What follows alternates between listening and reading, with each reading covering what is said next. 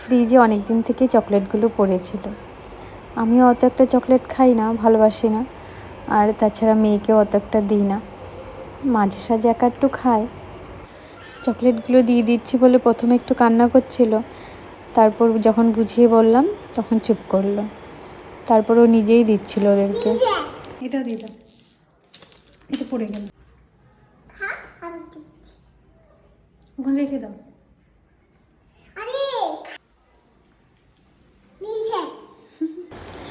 এরম করে চিকেনের ঝোল খাওয়ার ইচ্ছে অনেক দিন থেকেই হচ্ছিল, তো আজকে করলাম। প্রথমে মাংসটা আর আলুটা একসঙ্গে ভেজে নিয়েছিলাম, তারপরেই দিয়ে দিয়েছিলাম আদা থেতো করে আর রসুন থেতো করে। একটা বড় পেঁয়াজ ডুমো ডুমো করে কেটে দিয়েছিলাম, আর একটা ছোট পেঁয়াজ কুড়িয়ে দিয়েছিলাম। তারপর সব একসাথে কষিয়ে জল দিয়ে, একটু হালকা জিরের গুঁড়োও দিয়েছিলাম, আর একটা ডুমো করে টমেটো।